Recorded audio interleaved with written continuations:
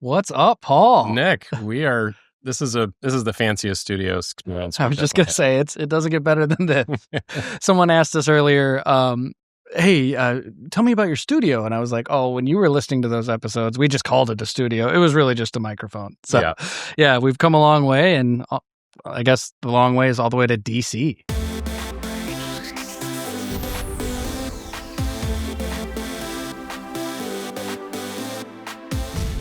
Yeah, so we're at the Goldman Sachs 10,000 Small Businesses Summit, and this place is hopping. Yeah. I think there's something around 2,700 small business owners here at the conference, one of the biggest gatherings ever in the history of the U.S. or something like that. Yeah, I mean, we were just like reading through it, and I was like, hey, do you remember the highlights? Like, let's talk a bit about how big of an event this is and how much they pour into it. And you knew some stuff off the top of your head. So yeah, it started in 2010 with a $750 million investment to basically help support small businesses and growing and thriving and building community. And another $100 million about 2 years ago to go deeper into rural communities.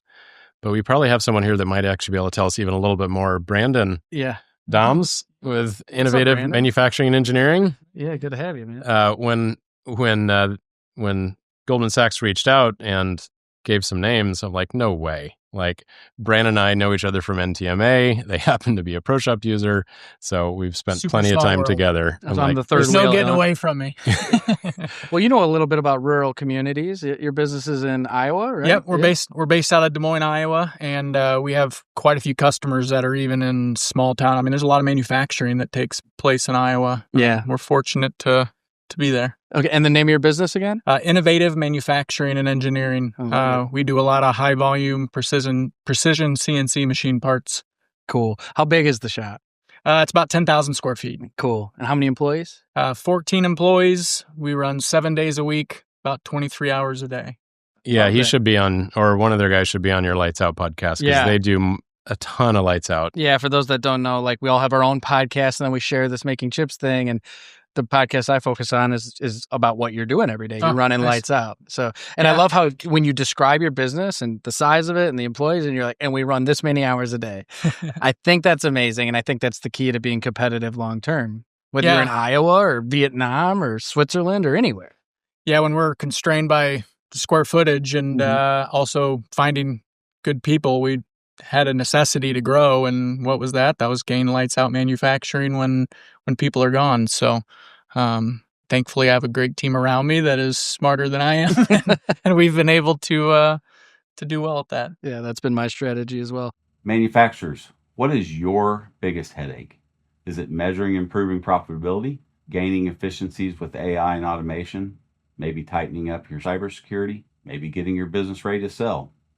At CLA, their goal is to know you and help you with challenges like these and more.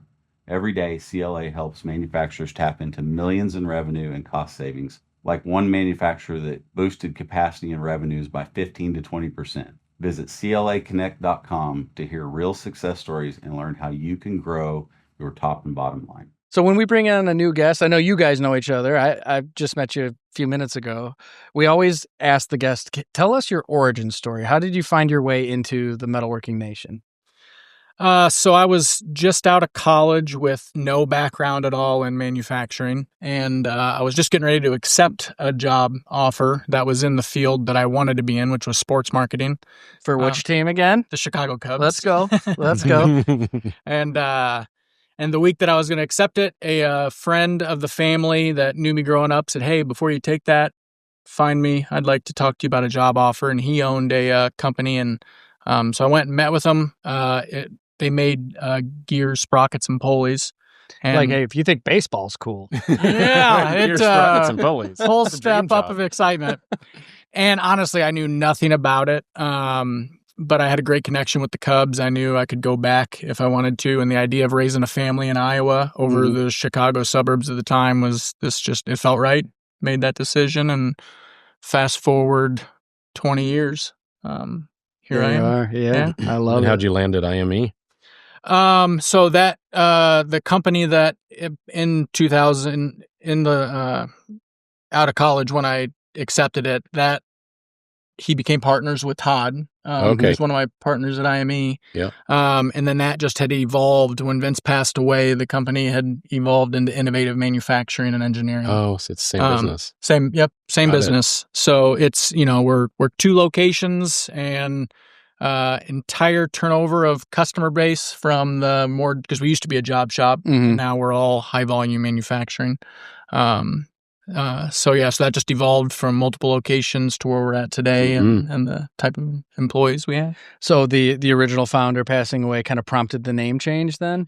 No, it happened right before that. Vince passing away had prompted Matthew, the partner that really spearheaded the automation in lights out manufacturing.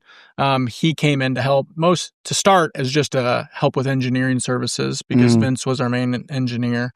And then over time, it just was a natural flow into him becoming part of the company. So as a sales and marketing guy, were you part of that name change and figuring out, okay, what do we call ourselves and how do we position ourselves? Oh, yeah.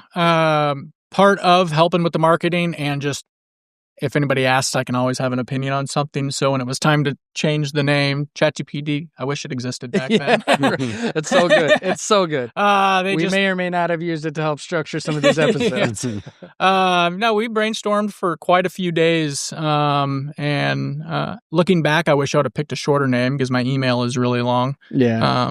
But no, I was a key part of it. That's awesome. Cool. And Matthew, Sahil, your other partner, he's been on Manufacturing Transform podcast. So now we need to get your third partner on another podcast as well, maybe for the lights out. Yeah, that'd be great. Todd would be great at it. Yeah.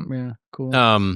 Tell us about why you applied to the 10,000 Small Business Program, what it was like, how it's structured, and a little bit of the background for those that aren't really familiar with it. Yeah.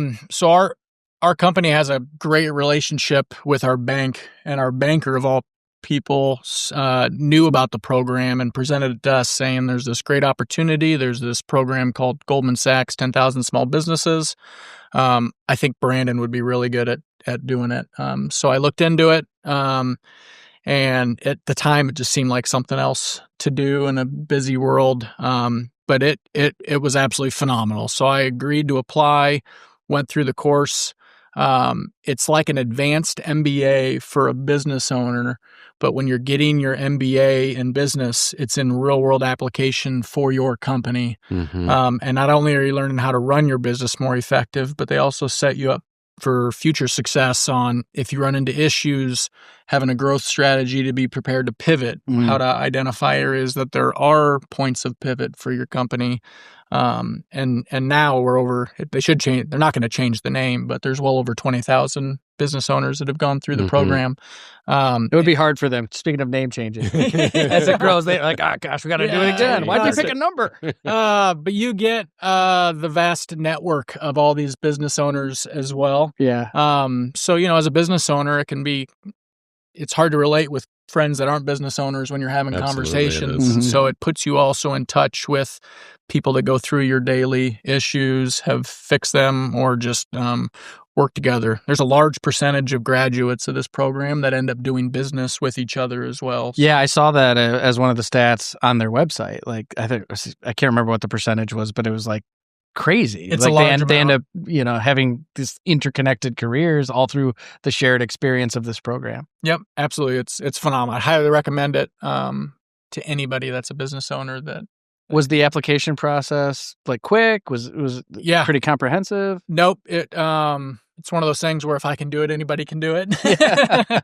Not difficult at all. There's a few qualifications for you can't just be a one employee, your own self-employed business. You can't be too large. So Wells Fargo is not going to apply to do the small business program.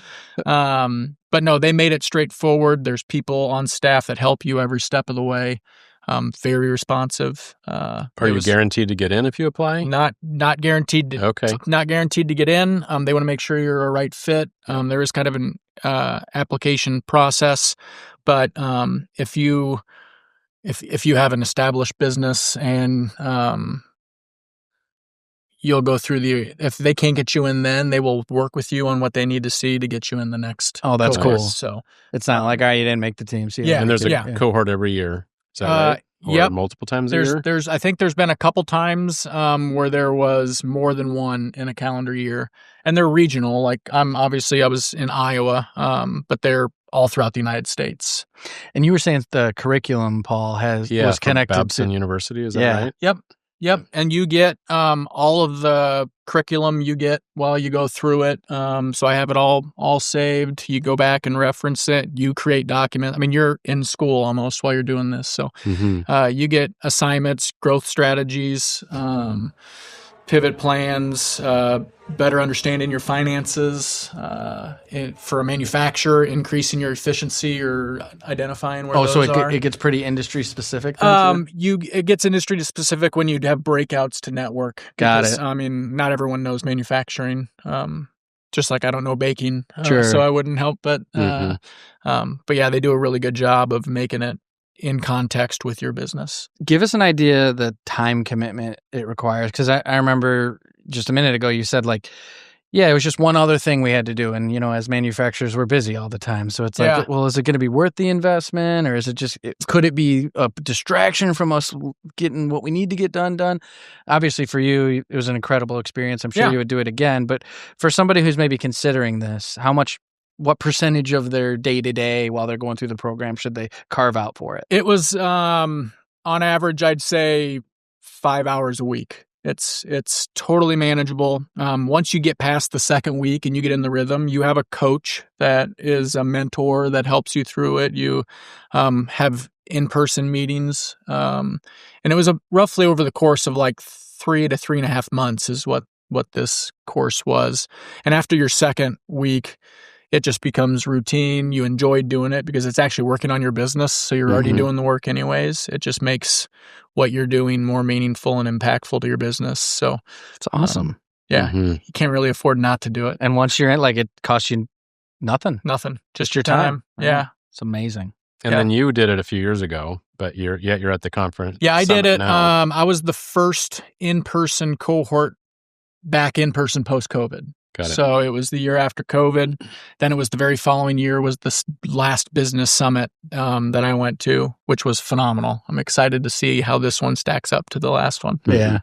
I mean, I walked in not really knowing what to expect, and I was just blown away. I mean, Paul's like, look at all the signage everywhere. They really put this together. It's the first event I ever been to where I was like, I'm confident. Budget was not a word. And they made sure. I mean, it's the largest gathering of business owners in U.S. history. It should be a big deal and important. That's so cool. Yeah. So we're excited. Honored to be a part of it and to be able to kind of represent our metalworking nation as part of this larger, collection of entrepreneurs and business owners. Oh, absolutely.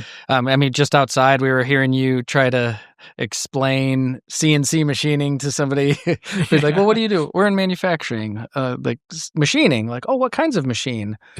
Man. And we all struggle with this. And it's funny because it's I see pretty much everything around you. A CNC machine had something to do with that. So, shout out to you, Paul, for the Thank a Machinist hashtag that you've made go so viral. Because, more people need to know. And I'm glad you're here to kind of help share that and help represent that. Yeah, thanks, Paul. I literally can't get on an airplane now without looking at a machine part and thinking Paul would want me to thank that machinist. So. Yeah. Very good. Yeah, it's awesome. So, Brandon, tell us about the Voices program. I know that's one of the components of this whole 10,000 small businesses thing, and the advocacy. And you've had quite a few opportunities to speak to government officials and advocate. And so tell us about that. Not only is this a great event where a large number of business owners get together and network, but we're also in our nation's capital. Even though it's during a shutdown, we're still meeting with congressional members at downtown Washington. And they put you, so we all as business owners have obstacles that if we want to grow, whether it's affordable healthcare to retain workers, having better benefits at a lower cost structure, IT or artificial intelligence is coming, and a lot of businesses, there's different age classes of business owners. Not everybody can understand their iPhone, let alone incorporate artificial intelligence into their. So the MEP programs we've talked so much about, making sure those are thriving. Yeah, so there's all these issues that small business owners face, and they are putting us direct in contact with our state representatives, and they work for us, and a lot of times the average person, we have no idea how to get a hold of our state representatives, and the advocacy program opened my eyes tremendously to not only do they listen, but then I saw future discussions where I wasn't involved that use the talking points that we went over as small business. So it allows us to have a voice. There's 20-something hundred people here, but small business is the backbone of the United States.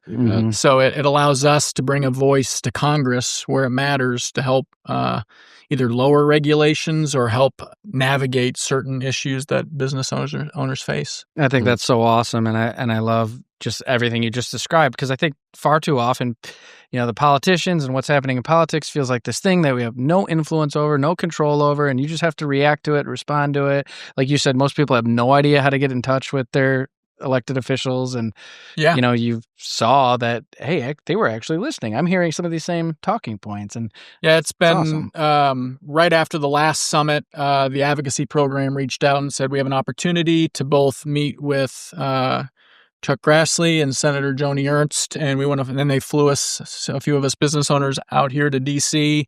We went through the Capitol into their office and got to have, not just meeting with the representatives, but they get media there to also put eyes on it, because that also helps enrich other people to say, hey, I can also make a difference and set up these meetings. So can we ask, were you making any pleas to your elected officials where you said, hey, can we see some more of this, or this is something we're really struggling with? What were some of your talking points? Yeah, a few years ago when I was there, and some of these issues still are today, finding qualified workers and retaining them. As a small business, we've made offers to qualified employees, but our benefits did not compete with the large corporations. And so the cost of us to do that, that is definitely, and it's still a talking point for small businesses.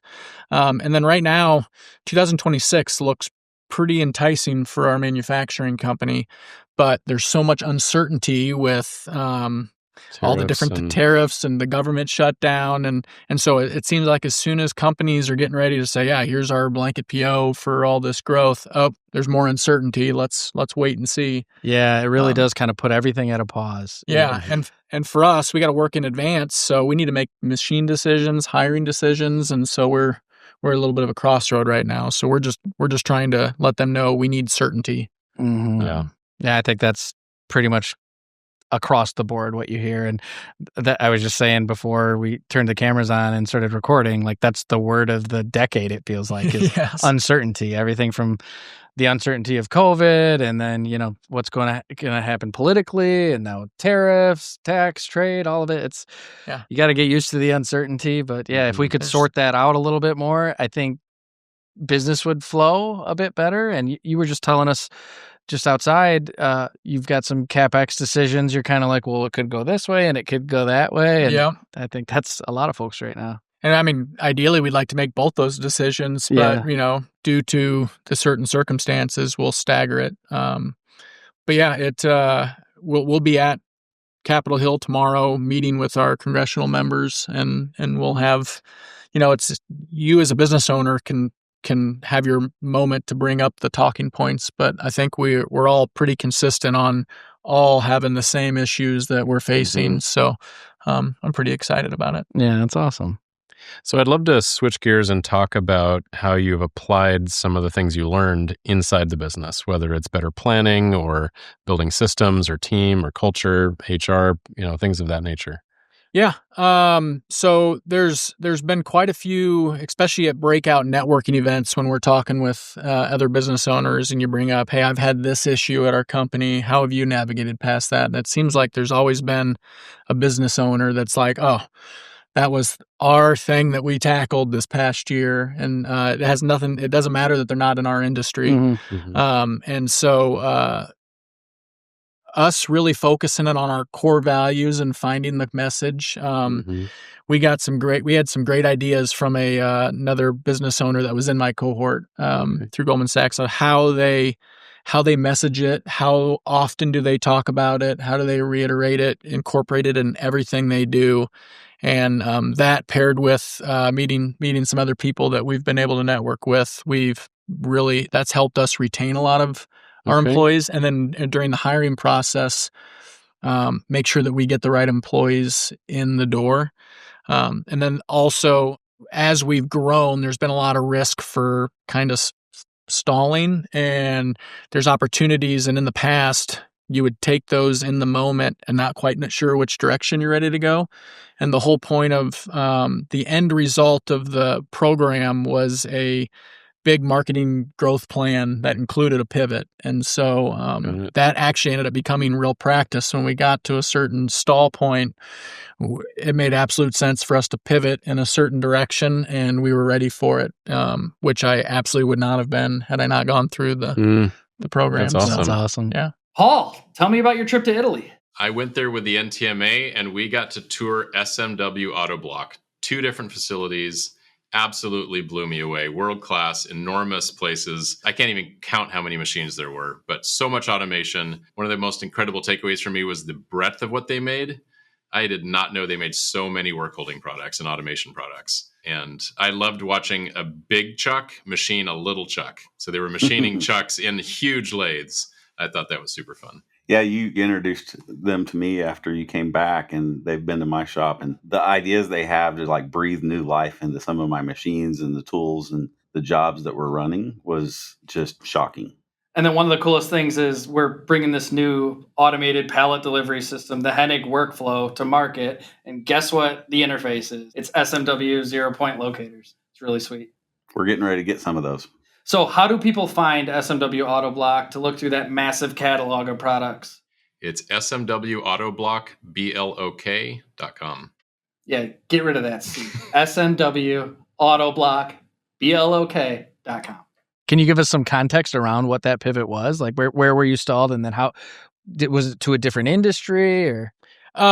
So we, like I said, we used to be more of a job shop and taking kind of the work that would come. And we knew eventually we were going to be going to high volume manufacturing. Mm-hmm. But it was at a much slower rate than what we needed. And this growth plan, they make you put a timetable on it and really set forth. And when we got to a certain point where we knew we were just extremely inefficient because we were taking on the wrong work, saying yes to the wrong things, a little self-reflection, and with the plan, it was like, man, I know exactly what we need to do. It's laid out right here. So it may not have been a brand new idea brought on by it, but it helped lay the groundwork for specifically what I need to do. I knew the steps and milestones, what it would look like on having that. And it was pretty amazing watching it actually lay out like you planned. So turns out that was a great idea. Yeah, I love that so much. I mean, my brother is our president, and he and I were just talking the other day. There's 100 different directions you could go. And really the essence of strategy is deciding what you're not going to do. Yeah. And so when you were just taking all the different jobs that were coming in and filling up your capacity with not that ideal work, you're really kind of making a decision not to make that pivot yet. Yes. And then you keep kicking the can. And I, as the sales guy, obviously was probably the last one that wanted to get rid of some of that work. Sure. Yeah. Both Todd and Matthew were also influential on that. And Matthew coming in, not having that background, he was helpful on getting moving it along a little faster. But having the plan in place from 10KSB was definitely influential. Because you said, I think to me prior that that plan was part of the sort of capstone or finish project that you had to actually present to your team, to your cohort. Yep. Kind of the last day of the in-person sessions, everyone has their big bluebird sky idea, hairy audacious goal. And then you also tone that down to a plan for your business with a time frame, and you have to pitch it, and you pitch it in a way that people that aren't familiar with your industry fully understand it. And so reshoring high volume work that was offshore, doing what we need to do to bring that in-house, keep it in Iowa. That was kind of my pitch. And thankfully that's mostly what our business is today. Wow. Did they grade you? They graded you not so much on the the context, because our coach or mentor would be helping with us with it along the way, making sure from a business standpoint it makes sense. But they also, not only do they make sure you have a good plan, but they help you work on public speaking, engaging, asking good questions. So they would not only, while you pitch, they would work with you to be a good listener for other people's pitch, and then ask good questions as if you're a possible investor into it. It's basically what podcasting is. That is cool. So it almost, I wanted to ask about your success with bringing high volume stuff back, reshoring, because that's been a big theme for the last many years. And COVID, of course, accelerated it. But, you were one of the few shops that I know that really do specialize in that high volume work. And that's kind of the work I think that many shops want to get and kind of try, but not, as effectively as you guys have. And you had mentioned that pivot was already kind of happening prior to doing this program. Yep. But, and it ties in potentially with the advocacy work. 'Cause I'm sure as we go to Washington and say, hey, we need to bring manufacturing back to the US, and what are the policies that we can put in place that can help support that happening? Was there anything that you could speak to that kind of ties those together, or the actual things that you did to be successful in, finding opportunities for work that was being reshored? Specifically, we would have internal meetings on the kind of net that I'm casting. And it was a combination of getting help. A lot of times if I'm the one constantly doing it, you like your own ideas and you don't want to stray away from it. So I was getting a lot of help both from in the industry and out. And out would be networking through other business owners on how did you find new clientele? Because a lot of times it's not the same to find a new customer for a bakery than it is a manufacturer, but your means for it could help. Sure. And I was just looking when I was networking, I was mostly asking what types of industries are bringing a lot of their parts back over. And then that's one of our main customers was somebody had just mentioned that I'm seeing a large influx of reshoring in this certain industry of parts. And it just so happened that made the light bulb go off of like, oh, I know somebody that works at a company that's one of those. I would never have thought to call them. Now they're one of our largest customers that we have. And, we're going to Capitol Hill tomorrow to try to gain certainty and understand what the future holds. And that's the best part about high volume manufacturing is we work out so far in the future that it's not very reactive because we have as much certainty as we can. So you get that repeatable revenue that's a little bit more predictable, and it also helps you with continuous improvement. Yes. Because you can like dial in a process. Well, if you're only ever making like one of each thing, it's a bit harder to do that. Yeah. And I mean, we're wanting to still retain a little bit of that effect to be able to do the low quantity because we are AS 9100 and hoping to get into some more aerospace and defense.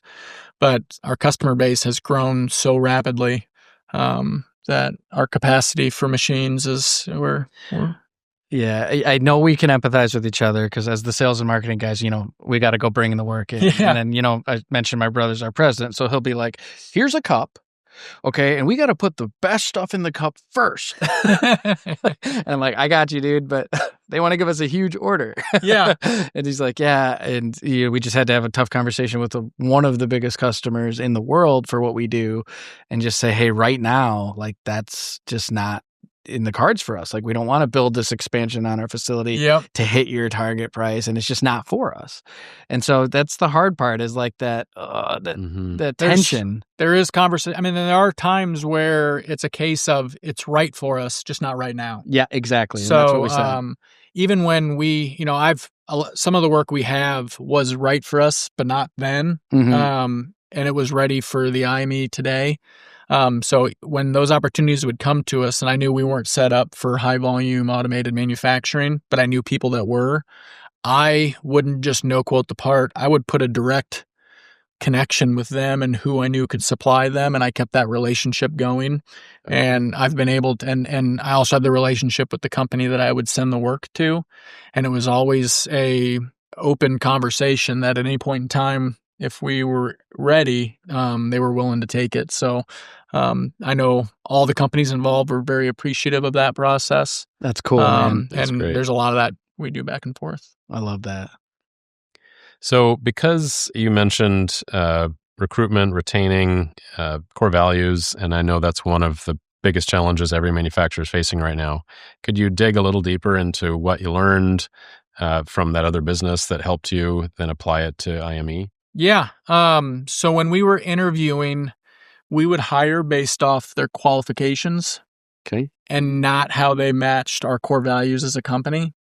And it should obviously they need to have some qualifications in order to be a machinist, but we were putting too much weight on the merits of their manufacturing background and almost ignoring the core values. And then we just thought, well, we can instill it in them once they get here. and that's easier not to the teach case. technical skills than I just tried to do that with a person who didn't make it past the first 90 days. So yeah. And I think the hard part sometimes is like, you don't really know what you got right away. So you really got to try to pull that out of the person. So we've worked hard at the interview questions that we have on trying to pull out certain situations. Like, do you have integrity? The guy's like, actually, no. I just don't. But he definitely has honesty. I love it. But you know what I'm saying? Yeah, it's like, absolutely, of course they're going to be like, yeah, I work super hard and I have integrity and this and that. And then, it's hard to know in the interview process. So I like what you said about just really getting that dialed in and not just kind of mailing in the interview. And I think we, and it's recent, investing in a certain, it's going to be kind of a personality test that they take that there's no right or wrong answers, but it'll let us know how we need to work with them and how they would work with us. Which one is it? That's a great question. Yeah. That's Matthew's project, right? Okay, so I use one called the Kolbe test. Okay, and Kolbe, and it's really good. Like you said, there's no right or wrong, but it shows like kind of how the person takes action. Yeah, it might be. Yeah, we use the DISC system at my shop. Yeah, I think it really is helpful. Like when I hire somebody new, I want to understand them better. Like, okay, we might see the same problem and tackle it in a different way, or there's two vice presidents at our company, and there's this one like spectrum in this test, and it's on one end of the spectrum, it's like innovation and new ideas and trying new things and new experiments, and on the other end, it's like stabilizing something. Yep. And so I'm like a 9, which like no one ever gets a 9, and then he's a 1, and like no one ever gets a 1, but because we work together, it's like this beautiful balance, and it was like some tension at the beginning, but then after a while, it was like, he's the first person I go to with a new idea because he'll be like, that's crazy, terrible idea. Or he'll be like, all right, that one might work out, So he's like my first filter because if I get past John, it's good to have that. I'm That's good. great. But I think it's important to know not just the values of your employees, but like their MO and how they go about solving problems, communication style, all those things. Exactly. Yeah. Yeah. And we want to know, where do you want to be in the next 5 years, and can IME get you there? Yeah. So we don't want you just to show up and be a great employee for us and you not get out of life what you want. So we make sure where our company is going in the next 3, 5, 10 years, that's also on the same journey that they want to be on. And we notice that if that doesn't correlate, it hasn't worked out. If it does correlate, it's a long-term commitment that we get. So. I love that. Just brought in a sales leader, and he was working with the regional sales team, and that's one of the first things he does. He's like, okay, in 5 years, what do you want like personally? So this one person wants like a lake house in Door County. Yeah. And he's like, all right, so let's try to figure out, like, based on your compensation plan, like how we can get you what you need in life, not just, how you hit like whatever our targets are. How do you hit your own personal targets? I think that's super great that you do. It's not asked. It's that. I remember we had a well-qualified machinist that was applying to be machinist, and we asked, where do you see yourself in 5 years? And his first answer was, well, I sure don't want to be in manufacturing. Oh, really? Like, I'm glad we asked the question. Yeah. So good. One of our buddies posted on LinkedIn recently, and he brought in some interns, and the guy gets through the entire internship. And he's like, so what did you learn? He's like, I learned I don't want to be in this industry. And he made the whole post about how that was awesome. And he loved that. Yeah. He's like, it took this kid 3 months or however long it was to learn something that it took me 4 years in the industry I was in prior to that. Yeah. when this person wanted to come into manufacturing. So, you were looking at the Cubs and you were like, hey, let's talk about gears and sprockets. So I love that. That would have been on my bingo card, but I'm glad I chose it. That's so good. That's wonderful. Hey, it's Paul from MakingChips. If you've been burned by recruiters who don't understand manufacturing, you are not alone. That's exactly why we created Hire MFG Leaders. We're not just recruiters, we're current and former shop owners, and we know what it takes to lead in this industry. Whether you're hiring your next operations leader, sales manager, or production supervisor, we'll help you find someone who actually fits. Learn more at makingchips.com/hire. So Brandon, tell us if people like what they hear and they think this sounds like a neat program, because I know we can all get in our own little bubble and, get in our own cycles. How would you suggest someone learn about the program, decide if they want to apply, talk to people that have been through it to learn a little bit more that way as well? Yeah, so there's you can get on the website for Goldman Sachs 10,000 Small Business, and it will give you regional locations to where to apply, and it'll even give you upcoming dates for different cohorts. And one, I would suggest apply, and then you can also apply and then decide later if it's something that you want to do. Talk to them, start the interview process. I assure you, if you commit to it, it's going to seem like a lot. At the end of every cohort, every person that goes through it says the same thing, that it was invaluable, and the ROI on my time is I can't measure it. So if you're a business owner, and most business owners, there's over 20,000 business owners that have gone through this. You're going to know somebody in the network that's gone through it. Reach out, ask questions. You're welcome to contact me. I'm happy to How do people reach you? LinkedIn or LinkedIn, or you can probably message the podcast and you can get them my email address as well or something. info@makingchips.com. Say, I want to talk to that cool guy from Iowa. That's right. and also there's FAQs that you can ask and get online and ask the questions to your Goldman Sachs 10,000 Small Business rep. They are responsive. They have a vast team. And I think you'll quickly realize that it's something that if you want to make a change, not only for your business, but other businesses around, that you should do it. So good. It's very similar to what we're trying to do this year with our episode series, the Machine Shop MBA. And I've heard, I think from you and a few others, it's like an MBA program. And so we're trying to do some things that don't cost $100,000 like a university might.